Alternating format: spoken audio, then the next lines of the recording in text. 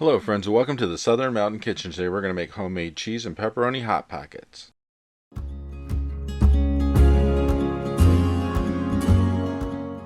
So what you see on my counter is what we're going to use to make these, and really there isn't a lot going into this.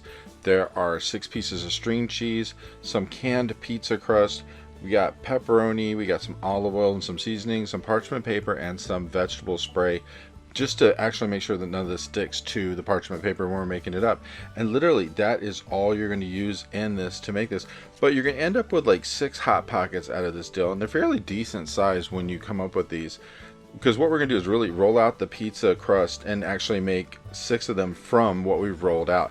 So really there's not a lot going on in this. It's really just an easy process. So what you're going to need to do is preheat your oven to 350 degrees, because these will be in there for 20 to 25 minutes baking time, but you probably need to watch them along the way to make sure that they don't get too brown on the outside. It just depends on your oven and how hot it gets. So we have our string cheese. This is part of the most labor intensive part of this, is actually opening up the little packets of string cheese, because you have to open 6 of these to make these. The best thing about it is 1 piece of string cheese is enough for the hot pocket, because when this melts and spreads out, it works with your pepperoni and everything to fill in the inside of this, and it's just so easy for just doing this rather than trying to wrangle a bunch of mozzarella that you had in a bowl and try to press it together to put in. The string cheese just has a lot of value to this, and these things work in so many different recipes. You would be amazed how easy this is to do. So we've got them all here. We got them out of their packaging. They're ready to go. So the next thing we're going to do after this is move on to our actual board where we're going to work on this. And we're going to put down some parchment paper. It's going to be double time. 1, we're going to use it to protect the stuff while we're making it. But 2, you can actually just pick this up and put it onto your baking pan when you get ready. So I sprayed this with a little non-stick cooking spray, and I am opening up my pizza crust. Be careful when you open the can of pizza crust, because sometimes it will stick to the sides and you don't want to rip the crust. So just do it kind of gently, roll it out as you go until you get the whole thing completely released, and just work it loose. I'm not sure why it sticks to the inside. Sometimes it really shouldn't, but just to be on the safe side, we don't want to mess it up. Now the spray that I put on the parchment paper is going to stop this from sticking to the parchment paper itself. So basically just center this as best you can, because you want to roll it out completely to make sure that you're going to get a large rectangle out of this. So once you get it completely rolled out and ready to go, you are going to need a pizza cutter for this, because that is what we're going to use to actually cut our lines into it. It's easier than running a knife across, because like when you're cutting pizza, the thing just keeps rolling and goes. So you're going to go lengthways down the middle of this, completely all the way across, and then we're going to run 2 more lines across this to cut to where we're going to have literally 6 pieces of this crust. Now this is really easy to do, but you kind of got to eyeball it to see how wide these are. And if it's not exactly perfect and you don't cut it just right, it doesn't matter, because we're going to make it work anyway. So once you get these cut up, we're going to put pepperoni down the center of each one of these.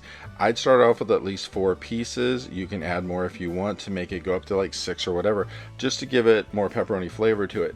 That is how much you want pepperoni. If you don't want pepperoni, you don't have to use it. You just use the cheese and use something else with it. But I was doing this for pepperoni and cheese, so this is what we're doing. But if you want to change some of this interior for something else that you would like on top of your pizza, go for it. You can use a vegetable if you want. So go ahead and lay these out. And basically we're just trying to do a line all the way across the center of each one of these. And then once we get this done, we're going to move on to our string cheese. So get as much of this on here as you want if you're using pepperoni or whatever. And then what you're going to do with your string cheese is lay it directly across the center of what you just made. And that way each one of these gets one. And that's how we get our 6 hot pockets. Now kind of make sure that your string cheese is kind of centered lengthwise in there and everything else.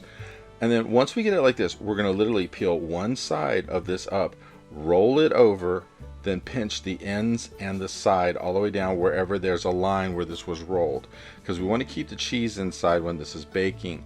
If you don't pinch it, it will actually start to leak out, and there's a chance this is going to leak a little bit regardless, and that's fine. It doesn't really matter.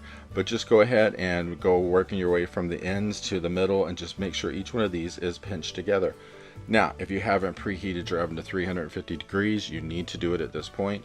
Because like I said, 20 to 25 minutes, but you do need to kind of check on these when you get near the 20-minute marker, just to make sure if your oven is a hot oven, it isn't like totally burning the outside of these.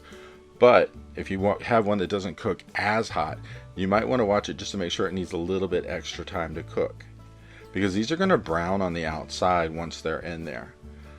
So as you work your way through each one of these, the best thing is what we're doing right now on this parchment paper is going to work so well for us, because once we just pick this up and move it onto a pan, it's going straight in the oven like that, and no cleanup, no mess, and your pan will stay clean because it's not going to have a lot of debris or anything like baked on stuff on it. Literally, you just got to like do a quick wipe clean of it. You're done, because the parchment paper is going to absorb the most of everything. Now we're going to use some olive oil, and that might soak through a little bit onto your pan. You might have to run soap over it a little bit there to get that off, but go ahead, get these on here. And now we're going to mix up the outside. So we have about, I'd say, 1/5 of a cup of olive oil, and we're going to add a 1/2 teaspoon of garlic and pepper seasoning and a 1/2 teaspoon of Italian seasoning.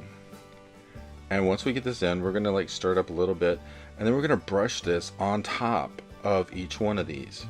Now once you brush this on, you're going to have a little bit left. We're going to save that for when this is done and we bring it back out again. So just go ahead and brush, get some of that seasoning over the top of this, make sure that it's sticking all around it, and just brush each one of them. The whole goal here is to get a good coating of this oil on the outside, but you want to get the seasoning there too, because the seasoning is going to have a lot of flavor when you go to bite into this. So just go ahead and brush each one of these. And as you go along with it, you can go back and rebrush some if you think you didn't get enough seasoning on something or whatever. But we do want to hold on to just a little bit of this for a quick brush once it's done, so don't use it all. And as we go through with this, the next step after we get these all brushed is literally to put them on the pan to get them ready to bake. Now as you can see, it's not hard to put the seasoning on with the oil. A lot of it will stick if you have like a brush like I'm using here. It will stick into the brush, and as you're brushing, it's going to go straight onto it, so it's not like you have to fight it to get it on there. And once they're all done and you make sure they're all completely coated, we're ready for our pan.